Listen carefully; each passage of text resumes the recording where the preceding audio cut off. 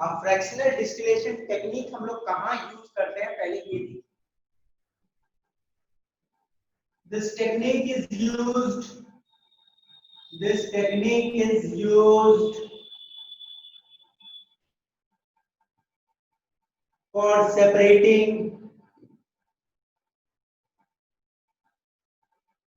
two or more miscible liquids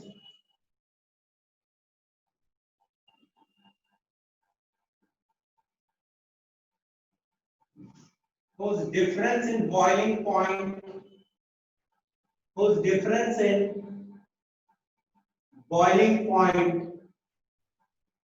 is less than 25 Kelvin या 25 Celsius या कुछ भी बोलो, क्योंकि डिफरेंस तो एक ही होगा। देखो ये टेक्निक का इस्तेमाल हम लोग कहाँ करेंगे, जहां पे हमारे पास दो से ज्यादा मिसिबल लिक्विड्स की मिक्सचर है।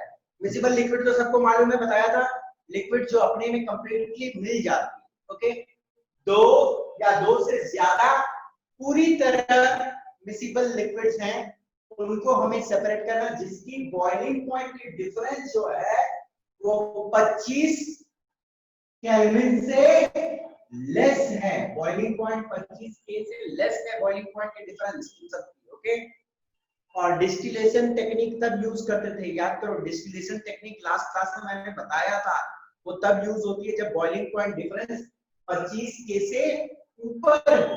ओके, क्वेश्चन पूछी जा सकती है, 25 के से नीचे है डिफरेंस बॉइलिंग पॉइंट की तो फ्रैक्शनल डिस्टिलेशन, 25 के से ऊपर है तो distillation. Okay,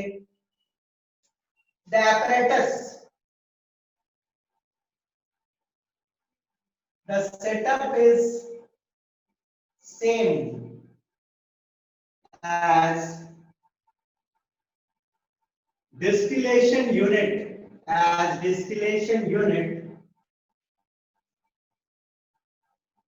but additionally we use a fractionating column. Fractionating column. देखो ध्यान से मेरी बात को सुनो। डिस्टिलेशन यूनिट सभी को मालूम है, लास्ट क्लास में हम लोगों ने देखा था। ये टेक्निक लगाने के लिए हम लोग जो एपरेटस यूज करते हैं वो एपरेटस बिल्कुल डिस्टिलेशन यूनिट के जैसा ही रहता है। ओके, बट डिफरेंस यही है, एक फ्रैक्शनेटिंग कॉलम लगी रहती है। फ्रैक्शनेटिंग कॉलम क्या होता है ये मैं बताता हूँ। A fractionating column is a tube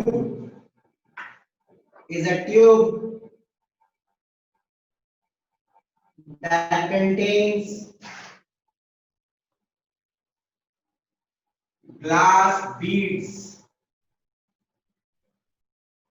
देखो फ्रैक्शनेटिंग कॉलम कुछ इस प्रकार का होता है। ओके,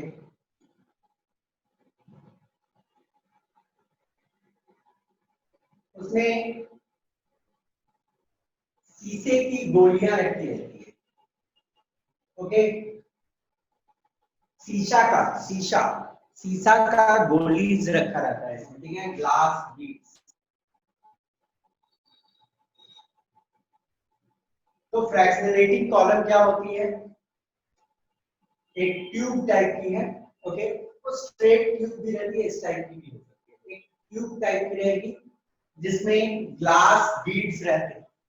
वो कहाँ लगाया जाता है, डिस्टिलेशन सेटअप जो रहता है ना उसके साथ में इंक्लूड किया रहता है। ओके, अब इसका यूज क्या है, पूछा जाता है कि इसका यूज क्या, अक्सर ये क्वेश्चन पूछी जाती है कि डिफरेंस क्या होती है डिस्टिलेशन और फ्रैक्शनल डिस्टिलेशन वाले सेटअप में। तो उसमें एक एडिशनल फ्रैक्शनल कॉलम रखा रहता है। फ्रैक्शनल कॉलम होता क्या है ये भी पूछ सकता है, एक ट्यूब जैसी चीज होती है जिसमें ग्लास बीड्स रहती है। ओके, शीशे की गोलियां रखी जाती है इसमें। ओके, यूज क्या है फ्रैक्शनेटिंग कॉलम का, use, a fractionating column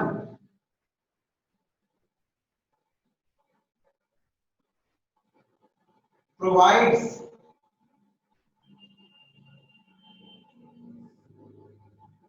greater surface for rising vapors, to cool and condense. To cool and condense. देखो ध्यान से क्या काम है, फ्रैक्शनेटिंग कॉलम का मेन काम क्या है, और फ्रैक्शनेटिंग कॉलम उसका मेन काम है कि वो सरफेस एरिया ग्रेटर प्रोवाइड करती है, ताकि यहाँ से जो वेपर्स आ रही है, यहाँ से जो वेपर्स आएंगे और इसमें जो वेपर घुसेगी, वो वेपर क्या है कि गोले, ये जो गोलीज हैं उनमें घूमेगा, और जब घूमेगा तो अपना हीट को तो लूज करेगा। देखो ये वेपर्स नीचे से आएंगे, ये गोली में घूमेगा, और जब घूमेगा तो क्या होगा, उसकी हीट लूज होगी, और जब हीट लूज होगा तो वो ठंडा होगा, और ठंडा होने के कारण वो वापस लिक्विड स्टेट में आके नीचे गिर सकता है। इसकी मेन यही काम है।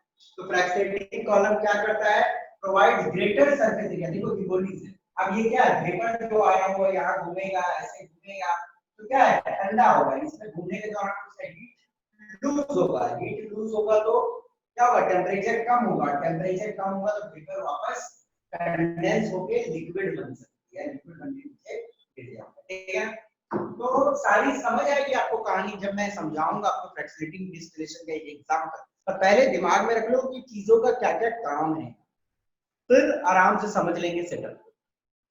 वेरी सिंपल में समझ लो, ये टेक्निक कहाँ लगता है, जहां पे डिफरेंस इन बॉइलिंग पॉइंट 25 के से कम रहे। ओके, डिफरेंस यही रहती है, डिस्टिलेशन लास्ट क्लास में सबने देखा है कि डिस्टिलेशन यूनिट के साथ में और फ्रैक्शनेटिंग कॉलम लगती है इस टेक्निक। फ्रैक्शनेटिंग कॉलम क्या होती है, ग्लास ट्यूब रहती है, एक ट्यूब रहती है जिसमें ग्लास की, शीशे की गोलियां हैं। इसका काम क्या है, जो वेपर ऊपर उठेगा उसको घुमाएगा और उसको ठंडा करेगा, ताकि वापस वो कंडेंस करके लिक्विड बन के नीचे गिर पाए। तो पहले ये लिख लो आप, फिर मैं एक एग्जांपल के थ्रू आपको समझाऊंगा, सारा कुछ आराम से समझ आएगा। इसको पहले लिख लो।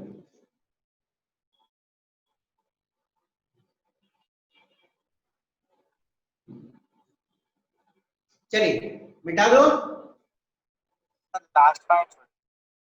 हाँ हाँ लिख लो जल्दी।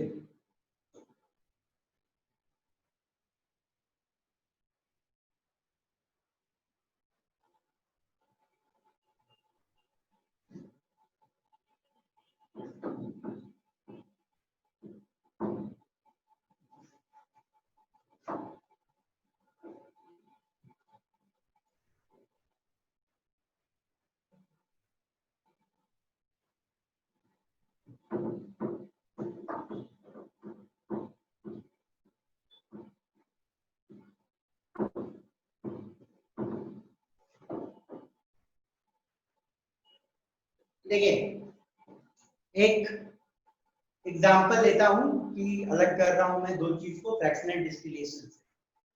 तो हमारी एक एक्टिविटी ही टाइप का है, तो एम है हमें हमारी to separate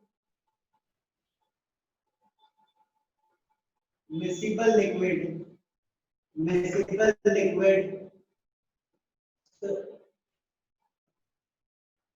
boiling point difference less than 25 के। ठीक है ना, हमारे पास एक मिक्सचर है मिसिबल लिक्विड्स की, जिनकी बॉइलिंग पॉइंट की जो डिफरेंस है वो लेस देन 25 के है। ओके, हमने क्या क्या लिया है, मटेरियल्स, इथाइल अल्कोहल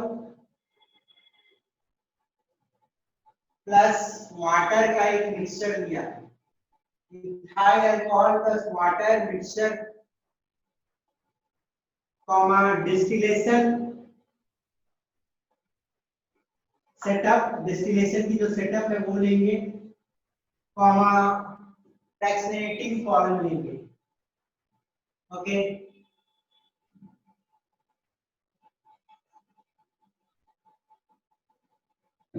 थर्मोमीटर और फ्लास्क। ओके, आप चलो एक बार सेटअप बता देता हूँ आपको। तो सबसे पहले क्या करना है आपको, एक बंसन बर्नर लेनी है। ओके, उस बंसन बर्नर के ऊपर एक फ्लास्क को रख के गर्म किया जाएगा। ठीक है, एक स्टैंड टाइप की बनाई रहती है इससे। ओके, मतलब एक नेट टाइप का इस पे रख दिया जाता है और उसके ऊपर मैं एक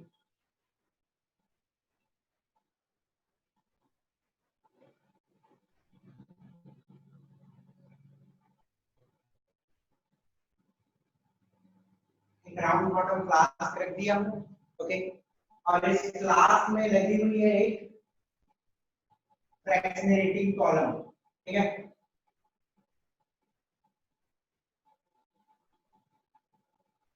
इसमें शीशे की गोलियां,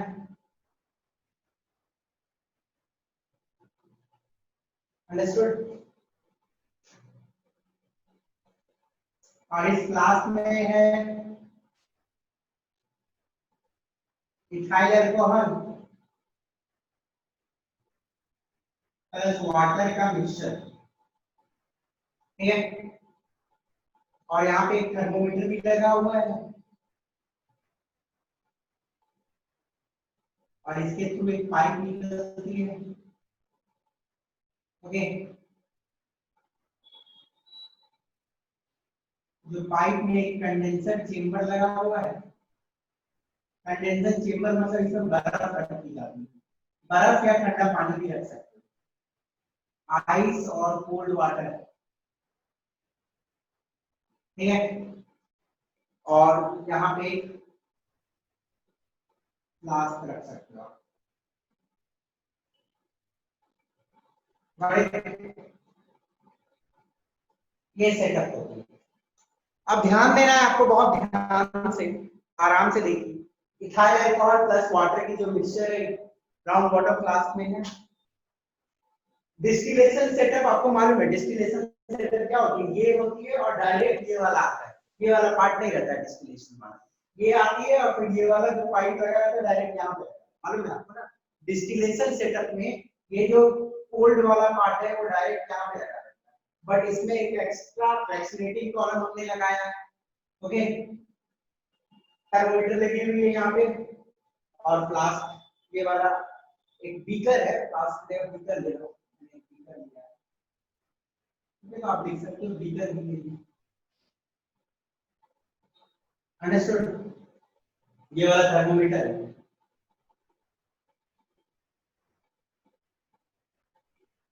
ठीक है, अब करना क्या प्रोसीडियर,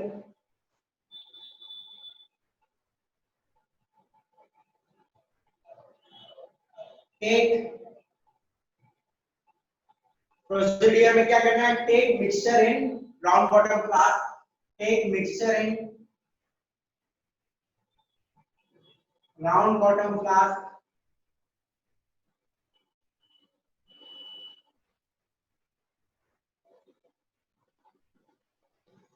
और हीट इट, कुछ नहीं, बस आपको हीट करना है, इसको हीट करना है, ये दिस इज फंक्शन बर्नर। ठीक है, mixture in round bottom flask लिए और उसको हम लोग नीचे से गर्म कर रहे हैं। ऑब्जर्वेशन, देखो एक चीज बताना भूल गया आपको, इथाइल अल्कोहल जो होती है उसकी बॉइलिंग पॉइंट होती है 351 केल्विन, 351 केल्विन इथाइल अल्कोहल का। वाटर का होता है 373 केल्विन। देखो 25 से कम है डिफरेंस, 51 और 25 ऐड करो तो 76 हो जाता है ना। तो 25 केल्विन से दोनों की 373 है 351 है, तो 25 केल्विन से कम है बॉइलिंग पॉइंट का डिफरेंस, है ना। 351 373 25 के से कम है बॉइलिंग पॉइंट का, तब हम लोग ये टेक्निक लगाएंगे। ऑब्जर्वेशन क्या देखते हो आप, नंबर 1 में क्या होता है, वेपर ऑफ, किसका वेपर पहले उठेगा, कोई मुझे बता सकते हो,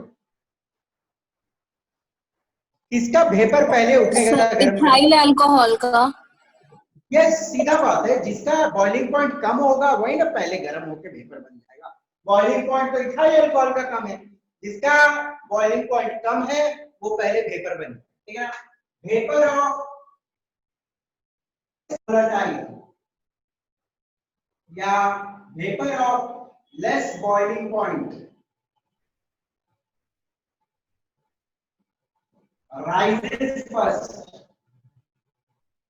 rises first and देखो वेपर उठेगा कोई एक पर्टिकुलर का, किसका उठेगा, इथाइल अल्कोहल का उठेगा। इथाइल अल्कोहल यहाँ से जाएगा, यहाँ से घूमते घूमते घूमते घूमते यहाँ से निकलते निकलते उसका वेपर आएगा, फिर यहाँ पे क्या होगा, ठंडा होगा और लिक्विड बन के इसमें कलेक्ट, है कि नहीं। पहले तो वेपर ही उठेगी, वेपर उठेगी, तो vapour of less boiling point component rises first and is collected। देखो वेपर उठा, यहाँ से घूमते हुए ऊपर गया, इधर आ रहा वेपर, मैं काट काट देता हूँ, वेपर है तो अलग अलग रहेगी। वेपर आया, वेपर यहाँ पे बर्फ उसको क्या किया, हीट को निकाल लिया, तो वेपर क्या बन जाएगा, लिक्विड बन जाएगा, तो लिक्विड बन गया, फिर यहाँ गिर गया, तो इथाइल अल्कोहल आपका अलग हो गया, एक बार, ठीक है। अब देखो ऐसा हो सकता है कि जब आप हीट कर रहे हो, जब आप हीट कर रहे हो तो हो सकता है कि साथ में कुछ पानी के वेपर्स भी आ जाए, हो सकता है कि साथ में कुछ पानी के वेपर्स भी आ जाए। तो पानी के वेपर जो आएंगे, तो पानी का वेपर और इथाइल अल्कोहल का वेपर दोनों साथ में जा सकते हैं, दोनों साथ में जा सकता है। बट इथाइल अल्कोहल का वेपर भी घूम रहा है यहाँ पे और पानी का वेपर घूम रहा है, बट पानी का वेपर मानो घूमते हुए थोड़ा सा हीट लूज कर गया, जब थोड़ा सा हीट लूज कर गया यहाँ से घूमते हुए, तो क्या होगा, वो लिक्विड बन के वापस फिर नीचे गिर जाएगा।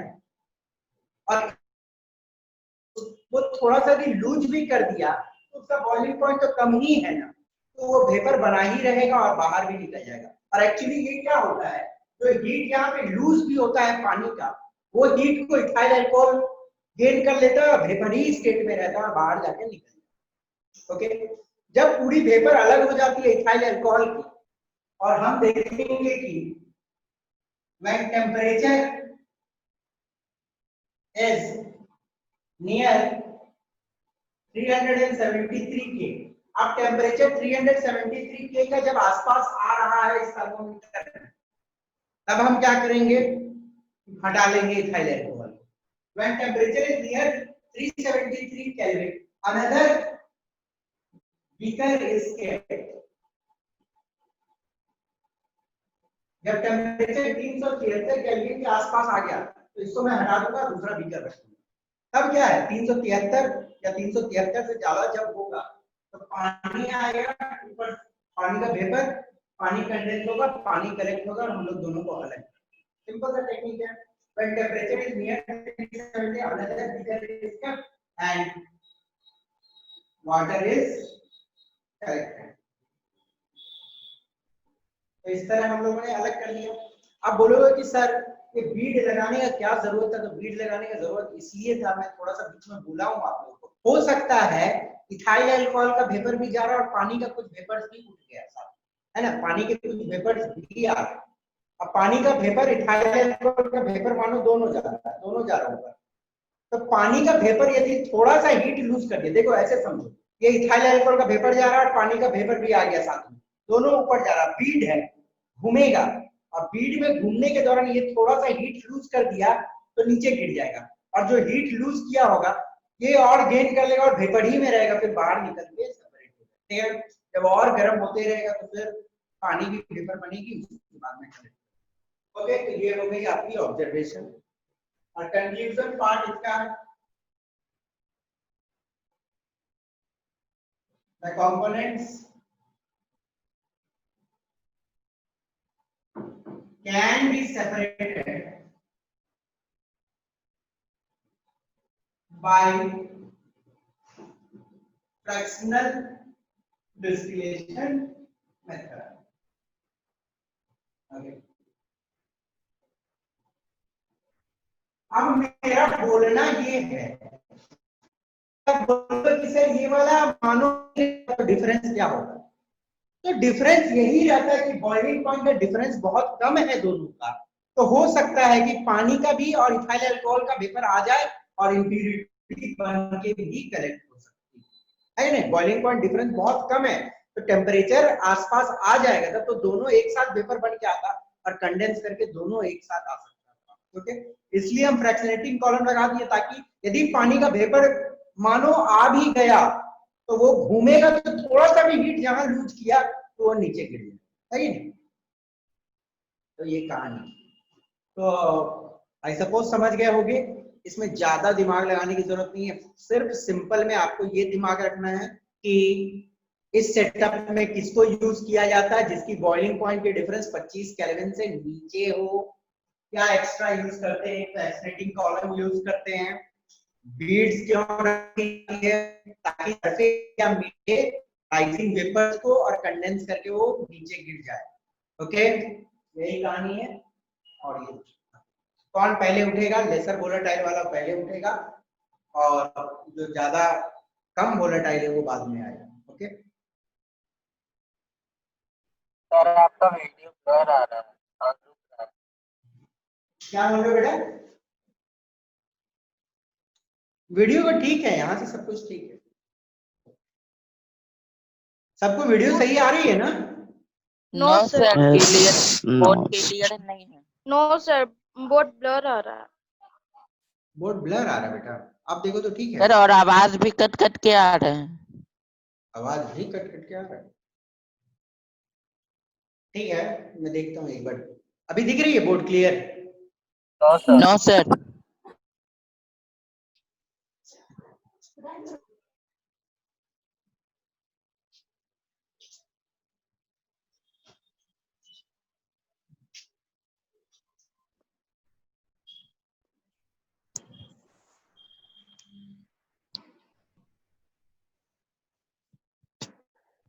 Okay now No, no sir. no, sir no, sir, it is not clear, sir.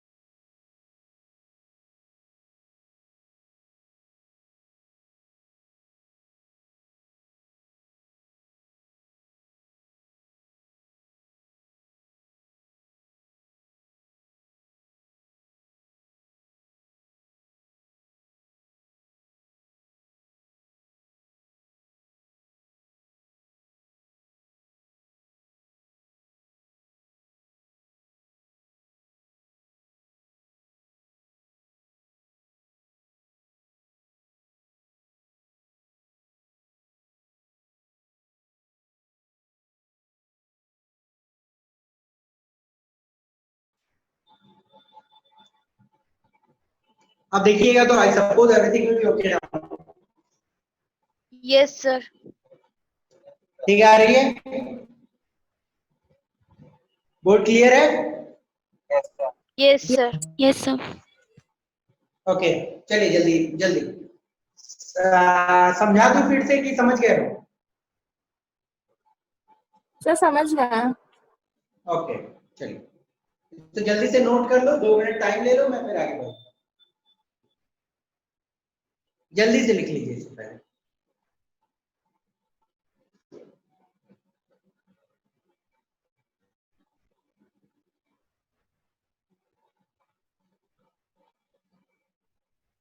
Okay, shall I proceed?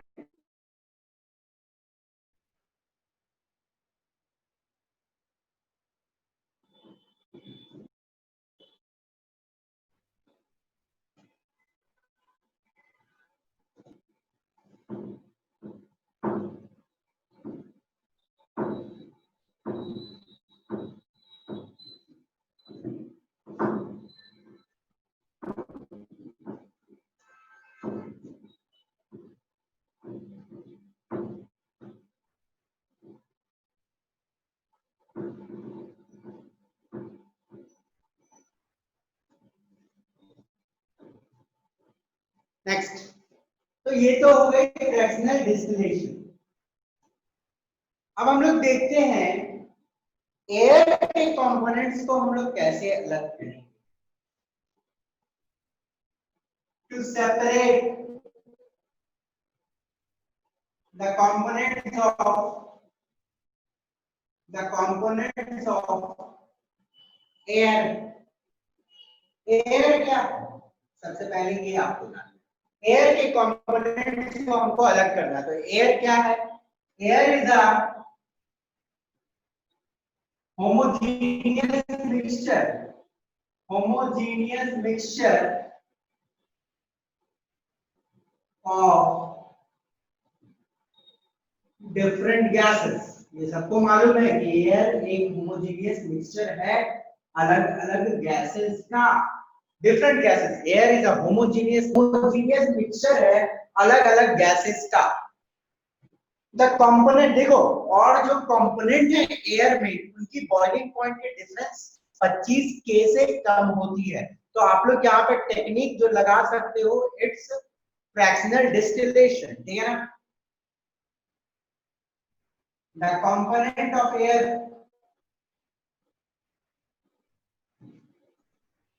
can be separated by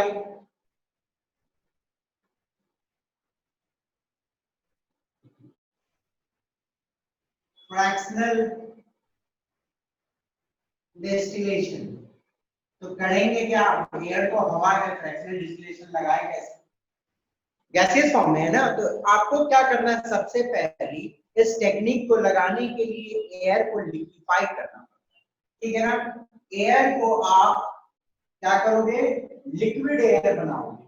और एयर को लिक्विड एयर कैसे बनाया जा सकता है, तो मुझे बता सकता है क्या? लिक्विफिकेशन ऑफ एयर चैप्टर 1 में हम लोग टेम्परेचर को इंक्रीज कर देंगे और प्रेशर बढ़ा करके। यस, हम लोग क्या करेंगे? हाई प्रेशर लगाएंगे और टेम्परेचर को लो करेंगे। हाई प्रेशर और लो टेम्परेचर लगाने से एयर जो है लिक्विफाई हो जाती है और आपको लिक्विड एयर मिलता है। ओके, अब क्या करो, जो लिक्विड एयर आपको मिल गई, फिर स्लोली वार्म इट। अब आपको आस्ते आस्ते क्या करना है, इसको गर्म करना। ध्यान से सुनो, एयर है उसको लिक्विड एयर बना लिए, फ्रैक्शनेटिंग चेंबर में डाल दिए, एयर है लिक्विड एयर बन गई, फ्रैक्शनेटिंग चेंबर में डाली हुई है। अब आस्ते आस्ते हीट करेंगे। जब हम हीट करेंगे तो बॉइलिंग पॉइंट सबके डिफरेंस है और डिफरेंट बॉइलिंग पॉइंट के हिसाब से कोई पहले निकलेगा कोई बाद में निकलेगा और सब अलग हो जाएगी। The component of air gets separated due to difference in boiling point। देखो, ये कभी कभार आपसे पूछा जा सकता है ये क्वेश्चन, और ये इंपॉर्टेंट क्वेश्चन है कि फ्रैक्शनल डिस्टिलेशन हो या डिस्टिलेशन हो, उसमें कौन सी टेक्निक यूज होती है। टेक्निक तो मालूम, यही टेक्निक है फ्रैक्शनल डिस्टिलेशन या डिस्टिलेशन। प्रिंसिपल क्या है इन टेक्निक का? प्रिंसिपल होती है difference in boiling point. Okay, air है हाई प्रेशर लो टेम्परेचर देके लिक्विड एयर बना दी, फिर उसको आस्ते आस्ते गर्म किया। जब हम गर्म करेंगे तो अलग अलग एयर के कंपोनेंट सेपरेट हो जाएगी अपनी बॉइलिंग पॉइंट के हिसाब। जैसे यदि मैं बात करूं आपसे, तो देखो नाइट्रोजन जो होता है, यदि मैं एक चार्ट का ऐसे ही बनाता हूं,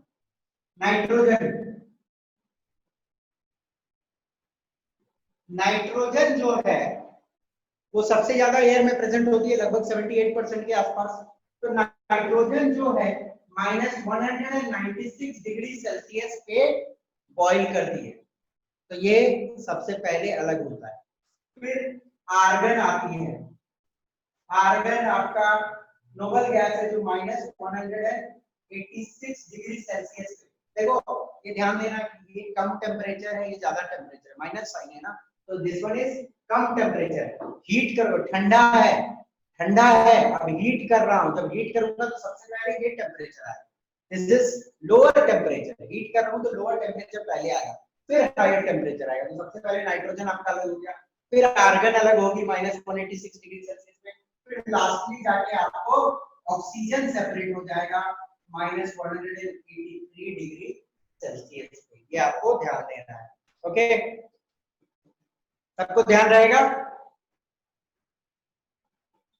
ओके। नाइट्रोजन सबसे पहले 196 डिग्री सेल्सियस पे अलग हो जाएगा, फिर आर्गन -186 डिग्री सेल्सियस पे अलग होगा, फिर ऑक्सीजन -183 डिग्री सेल्सियस पे अलग होगा, सबसे लास्ट में आपको ऑक्सीजन मिलेगा। क्योंकि सबसे हाई टेम्परेचर यही है, जब गर्म कर रहे हो तो सबसे पहले ये सबसे कम टेम्परेचर आया, फिर ये आया, फिर ये आया, और सब एक एक करके अलग हो जाए, ओके। कार्बन डाइऑक्साइड भी एयर में होती है, बट जब हम आप इसको लिक्विफाई करते हैं, देखो ध्यान से, एयर जो है हाई प्रेशर और लो टेम्परेचर लगा देने से कार्बन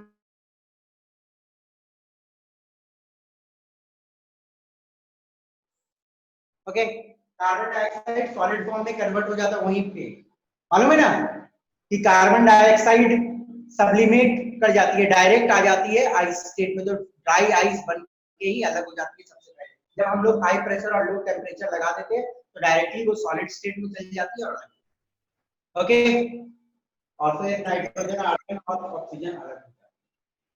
आई सपोज एयर के कंपोनेंट को अलग करना आपने सीख लिया, कोई दिक्कत किसी को? नो, सब चीज ठीक है ना? वीडियो साफ जा रही है? Yes, sir. ओके बेटा, चलो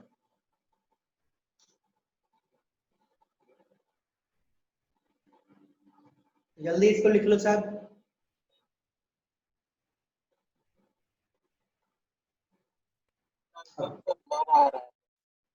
हो गया? Yes, sir. हो गया.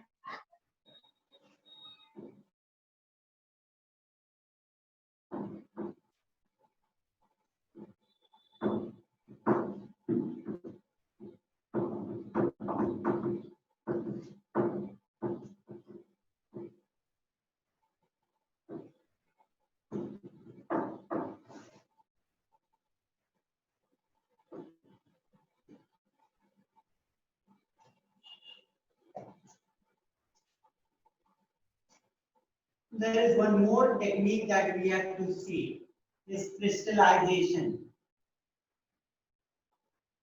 देखिएगा, क्रिस्टलाइजेशन एक टेक्निक है जो हमें देखना है, ये टेक्निक क्या है, अक्सर इसकी डेफिनेशन पूछी जाती है और इसको एवोपरेशन से भी कंपेयर किया जाता है, ओके। क्रिस्टलाइजेशन क्या है? द टेक्निक ऑफ, या ऐसे बोलते हैं, technique by which pure crystals are obtained from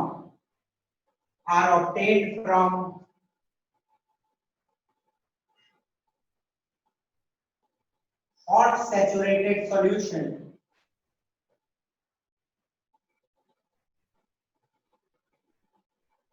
on cooling।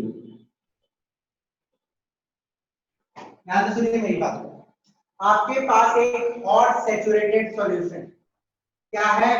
Hot saturated solution है, गर्म सैचुरेटेड सॉल्यूशन है, आप उसको ठंडा करते हो, ध्यान से सुनना मेरी बात, गर्म सैचुरेटेड सॉल्यूशन है, आप उसको ठंडा करते हो। जब आप गर्म सैचुरेटेड सॉल्यूशन को ठंडा करते हो तो आपको प्योर क्रिस्टल्स मिलते हैं, प्योर सॉलिड क्रिस्टल्स मिलते हैं कोई भी चीज का, कोई भी चीज का। मानो मैंने कॉपर सल्फेट को पानी में मिला दिया, ओके।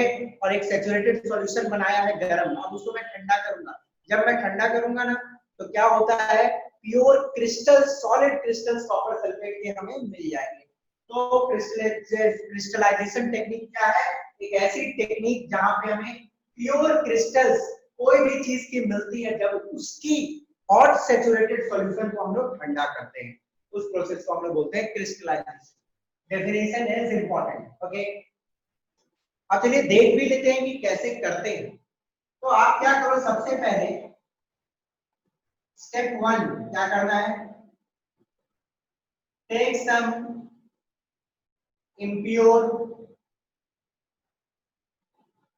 और ये वाले प्योर क्रिस्टल मिलते हैं, ये जान लेना प्योर क्रिस्टल मिलते हैं। Take some impure copper sulphate crystals, impure water, and dissolve in minimum quantity of water, and dissolve in minimum quantity of water, बहुत कम पानी में, जितना कम पानी हो सके उसमें डिसॉल्व करना। क्या करना है आपको, कुछ इम्प्योर कॉपर सल्फेट के क्रिस्टल्स लेने हैं, इम्प्योर कॉपर सल्फेट के क्रिस्टल लेने हैं और आपको डिसॉल्व करना है उसको मिनिमम क्वांटिटी ऑफ वाटर में, जितना कम पानी हो सके उतना में डिसॉल्व कर देना। Okay, step 2 filter it. अब क्या करो, जैसे क्या किए मैंने, बहुत कम पानी लिया एक वॉच ग्लास से, ठीक है ना, वॉच ग्लास में बहुत कम पानी लिया, हल्का सा पानी, वॉच ग्लास एक कटोरी टाइप में हल्का सा पानी लिया, उसमें कॉपर सल्फेट का क्रिस्टल मिला लिया। अब उसको क्या किए, एक फिल्टर पेपर से छान लिया, ठीक है ना। फिल्टर पेपर से छानने से क्या होता है, कुछ हल्का फुल्का जो इम्प्योरिटी होगा फिल्टर पेपर के ऊपर में रेसिड्यू की तरह रह जाएगा। ओके, और बाकी कॉपर सल्फेट की जो सॉल्यूशन है वो फिल्टर पेपर से पार हो जाएगी, उसको collect filter it and collect the filter it and collect the filtrate। Copper sulphate को पानी में मिला दिए हल्का सा पानी में, ठीक है ना, घोलने के बाद फिल्टर पेपर से पार कर दिए, जो हल्का फुल्का इम्प्योरिटी होगा फिल्टर पेपर पे रह जाएगा, बाकी कॉपर सल्फेट की जो ब्लू कलर की लिक्विड होगी नीचे आ जाएगी, जिसको हमने बोला filtrate. Okay, step 3 heat it on water bath to form a saturated solution।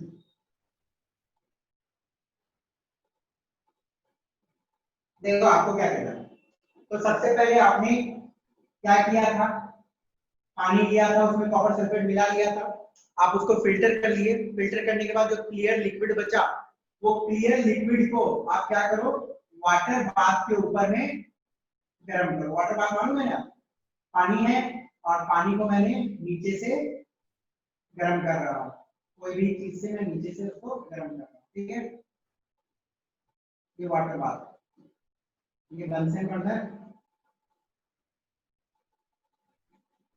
ये पानी नीचे से गर्म होगा, पानी जब गर्म होगा तो इसके भाप से ये वाला गर्म होगा, ठीक है ना, और जब इसके भाप से गर्म होगा तो हल्का फुल्का जो पानी है उसको उड़ा देना, एकदम ड्राई नहीं करना, हल्का फुल्का पानी को उड़ा देना। एक्चुअली आप कैसे ही करना है, ध्यान दो, एक ग्लास रॉड ले लेना और ये ग्लास रॉड से इसको चलाते रहना, ग्लास रॉड से चलाते रहना, ठीक है, गर्म जब होती रहेगी तो ग्लास रॉड से चलाते रहना, और जब आप देखोगे कि उस ग्लास रॉड में कुछ लग रहा है, कोई क्रिस्टल लग रही है, कोई चीज चिपक रहा है, तो इसका मतलब क्या है, अब इस सॉल्यूशन में maximum amount of solute present है और जो सॉल्वेंट पानी है वो अब मिनिमम लेवल पे है।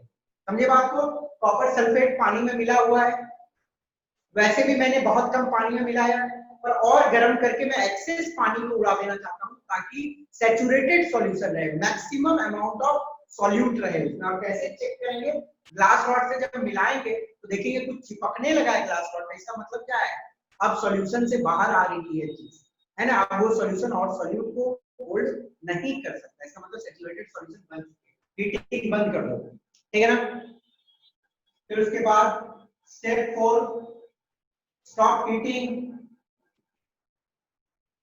And leave. अब इसको जो है छोड़ दो कुछ देर के लिए, ठीक है, कुछ देर के लिए 4-5 घंटे के लिए छोड़ दो, Stop eating and leave it for some hours. और आप लास्टली क्या ऑब्जर्व करोगे, crystals of copper sulfate are formed. ध्यान से सुन लो मेरी बात को। जब आप इसको क्या करोगे, आप थोड़ा देर छोड़ दोगे तो थोड़ा मोड़ा जो पानी है वो सब निकल जाएगा, और ठंडा होने के बाद आप क्या देखोगे, सॉलिड सॉलिड क्रिस्टल्स बन गए हैं ब्लू कलर के। ओके, ब्लू कलर के क्रिस्टल्स आपको दिखेंगे बने ठंडा करने के बाद। ओके, तो ये आपको प्योर क्रिस्टल्स मिलेंगे, प्योर क्रिस्टल। तो क्रिस्टलाइजेशन फिर से मैं एक बार बता दे रहा हूँ, ध्यान से समझ लो, बहुत सिंपल टेक्निक है, कंफ्यूज होने की जरूरत नहीं है। एक ऐसी टेक्निक जहां पे हम लोग प्योर क्रिस्टल ऑब्टेन करते हैं और सैचुरेटेड सॉल्यूशन से कोई भी चीज का, जब हम उसको ठंडा करते हैं, प्योर क्रिस्टल ऑब्टेन करते हैं और सैचुरेटेड सॉल्यूशन से जब उसको हम लोग ठंडा करते हैं। ओके, बोलने का मतलब ये भी बोल सकते हो कि इम्प्योर क्रिस्टल से प्योर क्रिस्टल बना रहे हैं, इम्प्योर क्रिस्टल से प्योर क्रिस्टल बना रहे हैं। क्या करते हैं, इम्प्योर क्रिस्टल लेते हैं कॉपर सल्फेट का, हल्का फुल्का पानी में मिला दिए, ओके, फिल्टर कर लिए, पहले हल्का फुल्का पानी में मिला दिए और फिल्टर कर लिए। फिल्टर करने के बाद जो गंदगी हल्की फुल्की थी फिल्टर पेपर पे रह जाएगी, प्योर फिल्ट्रेट हमको मिल गए। फिल्ट्रेट मतलब उसमें कॉपर सल्फेट मिला हुआ। अब क्या करना है, आपको वाटर बाथ पे हीट करना है, हीट करना है, जो हल्का फुल्का पानी जो है उसको आपको क्या करना है, उड़ा देना। ओके, हल्का फुल्का पानी जो उड़ जाए, और जब हल्का फुल्का पानी उड़ जाएगा तो क्या है, थोड़ा देर के लिए आपको छोड़ देना है, तो प्योर क्रिस्टल्स आपको मिल जाएंगे। Okay, crystals of copper sulphate are very simple technique. मिला लो, फिर आपको सैचुरेटेड सॉल्यूशन बना लो, हल्का फुल्का जो पानी है उसको भी उड़ा के ठंडा करने के लिए छोड़ दो, फिर उसके बाद आपको क्रिस्टल्स मिल जाए। ओके, और वो प्योर क्रिस्टल्स। तो जल्दी से ये डेफिनेशन भी दिमाग में रखना है और कैसे बनाया जाता है उस प्रोसेस को। आई होप सबको समझ आ गया होगा। जल्दी से, I am giving you 1 minute time, इसको लिख लो।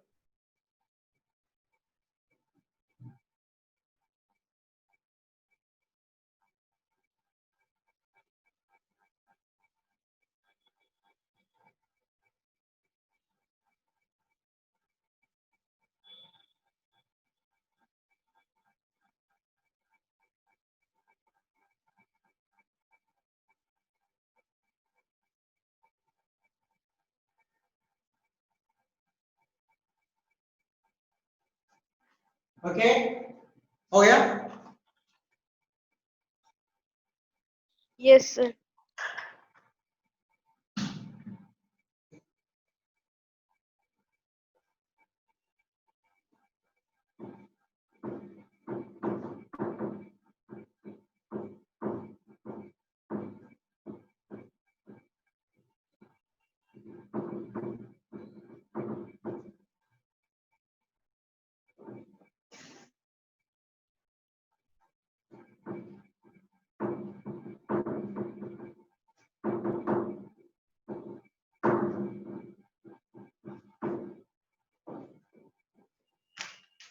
कभी कभी क्वेश्चन पूछा जाता है, why is crystallisation better than evaporation?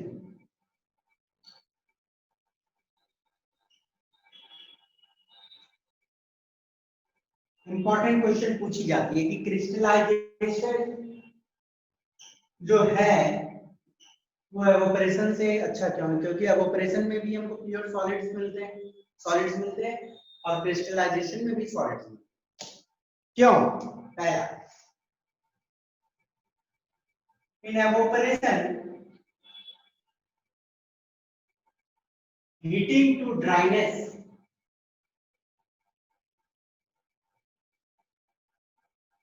can decompose crystals. देखो, क्रिस्टलाइजेशन में हम लोग जो हीट करते हैं वाटर बाथ से हीट करते हैं, और तभी तक हीट करते हैं, हम लोग मिला के देख लेते हैं कि कोई चीज चिपक रहा है, तब हम लोग छोड़ देंगे हीट करना, ताकि मतलब क्या है, उस सॉल्यूशन में मैक्सिमम अमाउंट ऑफ सॉल्यूट अब प्रेजेंट है, तब हम लोग हीट करना रोक देते हैं। ओके, बट एवोपरेशन में क्या करते हैं, हम लोग तब तक हीट करते हैं जब तक पूरी ड्राई ना हो जाए, पूरी तरह से सूख ना जाए। वही नहीं करते, एवोपरेशन में क्या करेंगे, पूरा पानी को उड़ाते हैं और जो बच जाती है वही हमारी सॉल्यूट रहती है। एवोपरेशन में हीट किया जाता है ड्राइनेस तक। तो इसका मतलब क्या है, उतना हीट करने के दौरान क्रिस्टल जो रहता है डिकम्पोज कर जाता है, टूट जाता है, क्रिस्टल टूट जाता है। तो जो टूट गया तो वो कंपाउंड टू तो नहीं रह जाएगा ना, बट क्रिस्टलाइजेशन में हम लोग देखते हैं कि maximum amount of solute solvent में है, तब तक ही हीट करते हैं, फिर उसके बाद हम लोग बंद कर देते हैं, है कि नहीं। और यहाँ पे ड्राइनेस तक हीट किया जाता है, जिसके कारण कुछ क्रिस्टल टूट सकती है, तो ये गड़बड़ बात हुआ। इन evaporation some impurities may remain on surface.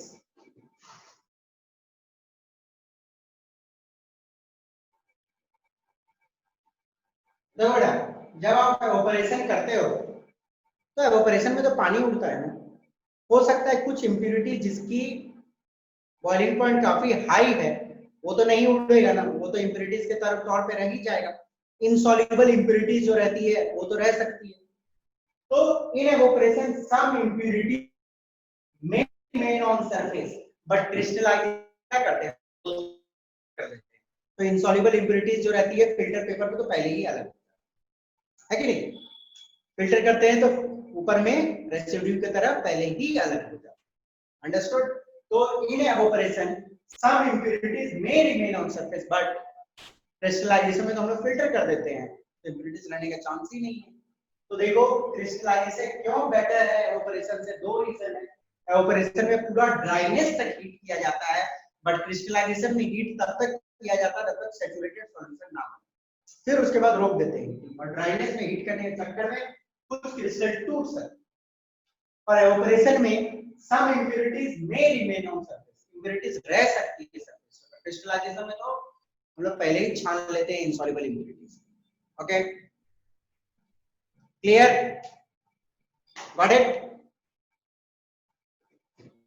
बेटा दिखाई दे रहा है ना, सब कुछ क्लियर जा रही है कि नहीं? Yes, sir. Yes sir. Okay, जल्दी से ये लिखो, फिर एक लास्ट पॉइंट पे आएंगे।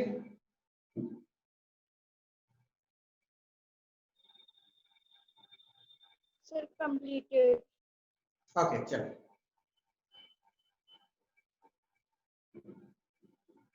वेरी इंपॉर्टेंट क्वेश्चन कि एवोपरेशन क्यों ज्यादा बेटर होता है, सॉरी क्रिस्टलाइजेशन क्यों ज्यादा बेटर होता है एवोपरेशन से।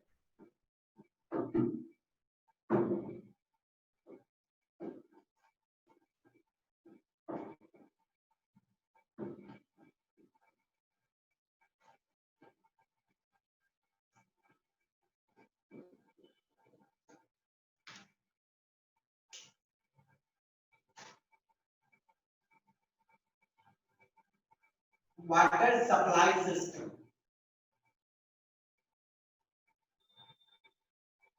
ये एक लास्ट पॉइंट है जो हमें देखना है, वाटर सप्लाई सिस्टम। तो हम लोगों ने सेपरेशन टेक्निक पूरा देख लिया, एलिमेंट्स कंपाउंड एंड मिक्सचर्स को भी अच्छे से देख लिया, फिजिकल केमिकल चेंज भी डिस्कस की हुई है आपके साथ, सबको मैंने सम अप भी कर दिया आपके साथ अच्छे से। अब जो लास्ट पॉइंट है, इट्स वाटर सप्लाई सिस्टम। जो आपके घर तक पानी आती है, जो आपके घर तक पानी आती है, वो पानी जो आ रही है वो कैसे प्यूरिफाई करके आता है। सबसे पहले बेटा एक रिजर्वर होता है, रिजर्वर, रिजर्वर मतलब पानी की टंकी, जो पानी की टंकी होती है जिसमें पानी स्टोर्ड रहता है। रिजर्वर से पानी नीचे आता है, फिर उसके बाद उस पानी को सेडिमेंटेशन टैंक में डाला जाता है, सेडिमेंटेशन टैंक। अब सेडिमेंटेशन टैंक में क्या होती है, heavier impurities settle down, heavier impurities settle down. Okay, सबसे पहले रिजर्वर से जहां पे पानी स्टोर की जाती है, सेडिमेंटेशन टैंक में पानी जाती है जहां पे हेवियर इंप्योरिटीज बैठ जाती है, फिर उसके बाद लोडिंग टैंक में डालते हैं हम लोग। लोडिंग टैंक में क्या होता है बेटा, alum is added. Loading tank में, सेडिमेंटेशन टैंक में कुछ नहीं होती है, पानी को थोड़ा देर छोड़ दिया जाता है वहां पे। जब थोड़ा देर छोड़ देते हो तो ऊपर जो इंप्योरिटीज है भारी वाली वो नीचे बैठ जाएगी, फिर पानी को ऊपर से फ्लो करवाती है। फिर पानी जाती है लोडिंग टैंक में। लोडिंग टैंक में फिटकिरी डाला जाता है, एलम इज एडेड। तो एलम क्या करता है, कोलाइडल पार्टिकल्स जो रहती है तैरती हुई उनको बैठा देता है। ठीक है ना। लोडिंग टैंक का काम क्या है, सेटलिंग ऑफ कोलाइडल पार्टिकल्स